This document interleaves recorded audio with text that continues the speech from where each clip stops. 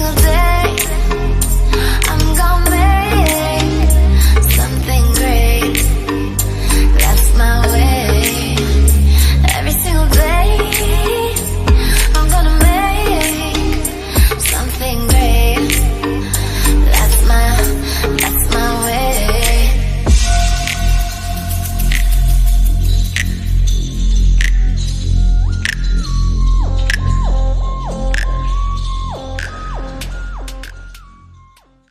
Giornata a tutti da Siviglia, siamo davanti ad un meraviglioso ed importante palazzo della città, capitale dell'Andalusia ed importante meta turistica per la sua storia.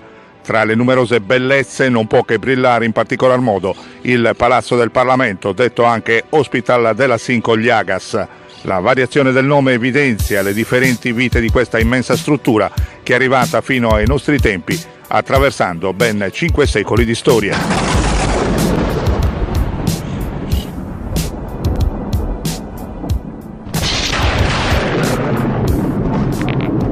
La sua costruzione risale infatti al 1546 per volontà di Don Federico Enrique de Ribera.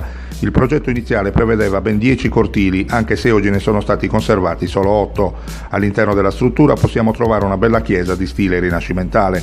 La struttura ospedaliera risente fortemente di quello che era considerato il più ambizioso progetto di struttura rinascimentale, il cosiddetto Ospedale Maggiore di Milano, opera del celebre architetto Filarete. È proprio filaretiana l'impostazione fortemente simmetrica dei chiostri e della pianta rettangolare.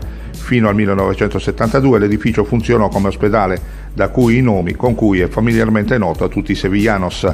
Dal 1986 al 1992 l'Hospital de la Sangre subì profondi lavori di rinnovamento e venne poi adibito al nuovo Parlamento regionale andaluso. Notevole anche il portale realizzato dal maestro Miguel de Zamarraga e dall'aspetto manierista con volte laterali che sembrano già protendersi verso un nascente stile barocco.